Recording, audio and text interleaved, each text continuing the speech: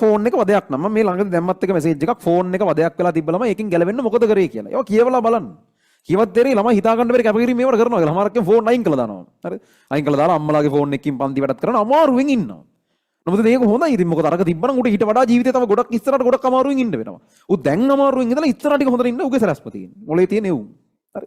එතකොට එහෙම ෆෝන් එක ප්‍රශ්නයක් නම් ෆෝන් එකකින් වාට පැය භාගයක් කර විනාඩි 15ක් කර තව වැඩ කරන්න තිබ්බ වෙලාවක් නැති වෙනවා නම් කතන්දරේ මෙච්චරයි.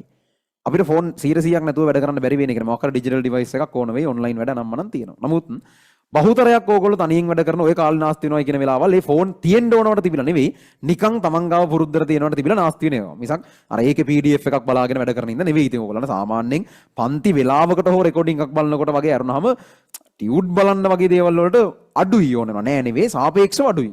හරි. එතකොට ඕගොල්ලෝ දැන් වැඩකට යද්දි දන්නවනේ මේ වැඩේ එහෙම ෆෝන් එකක් ඕන වෙලට නැතිලට මොකද්ද කියලා දන්නවනේ.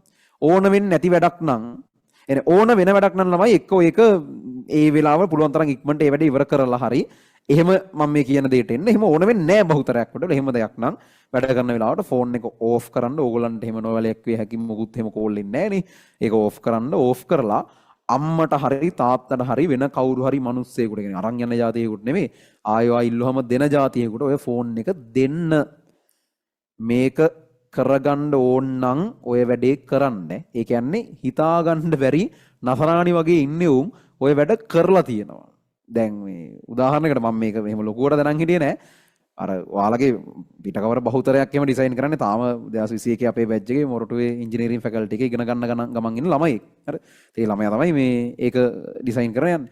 ඌත් ඒක කරලා තියෙනවා කියලා මට ගිය අවුරුද්දේ කොයිද කිව්වේ. ඌ දැනටත් ඒක කරනවා කියන. දැනට ඒ කියන්නේ අම්මට දෙන්නේ නෑලු. දැන් කැම්පස් ඉඳලා ඒත් ෆෝන් එක ඔෆ් කරලා කියන්නේ මොකක් හරි එක්කර මං උඩ කතා කරලා හරිද. මං උඩ ඩිසයින් එකකට කතා කරනවා අතර මූ ෆෝන් එක ඕෆ්.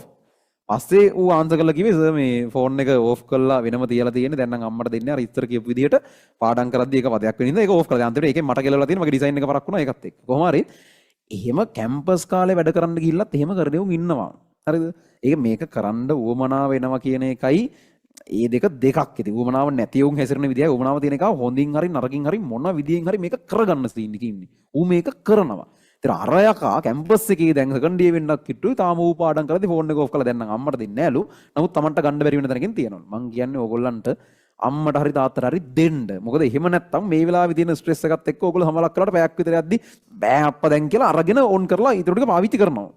ඒ හින්දා එහෙම බැරිම නම් අම්මට හරි තාත්තට හරි දෙන්න Tamanට ගන්න බැරි වෙන කොහෙද දාලා ලොක් කරලා වගේ අතුරත් හංගලා තියාගන්න අර ගන්න අමාරුයි. ඒ කියන්නේ නැගීටලා යතුරු හොයලා ඒත් ගන්නව සමහරක් කියනවා. අවම වීමක් හරි වෙයිනේ. එහෙම Tamanට වැඩ කරනකොට ෆෝන් එක කරදරයක් නම් ඕෆ් කරලා Tamanට ඒක ගන්න බැරි වෙන්න හදන්න.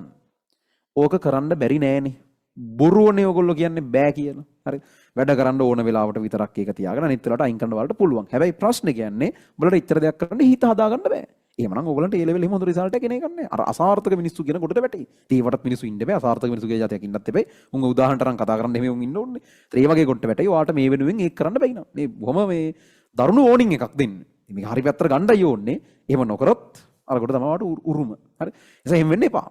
මේ වෙලාවේ වෙන්න ඕන දේ තේරුම් අරගෙන වෙන්න ඕන විදිහට වෙනස් වෙන්න. ඒවයින් කළා දාන්න. Taman TV series, film හරි game හරි මොකක් හරි තව දේවල් නිසා කාලනාස්ති කරනවා නම් මේ මාස දෙකයි තියෙන්නේ. මේකෙන් පස්සේ වලට ඕන හැටියට ඔය දෙයක් කරගන්න පුළුවන්. මේක හරියට කරගත්තේ නැත්නම් මේකත් නැහැ. ඒක කරන්න කොහොමත් වෙන්නේ නැහැ. හරිද? ඒ නිසා ඔය සියලු දේවල් delete කරන්න චුට්ටක් බලනව නෙවෙයි 0.0ටම අඩු කරන්න. මම TV series බලන්නේ නැහැ. එකක්වත් චුට්ටක්වත් බලන්නේ නැහැ. ෆිල්ම් පොඩ්ඩක්වත් මම බලන්නේ නැහැ. ඒ මට්ටමට 0 වෙන level එකට අඩු කරන්න ඕන. game delete කරන්න.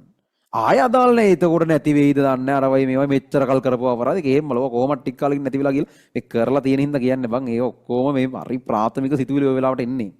එහෙම නෑ. මම ගේම් ගහලා තියෙනවා රෑ 4 පටන් ගරන් පාන්දර 4 වෙනකන් එහෙම ගේම් ගහපු ගේම් මම. හරි.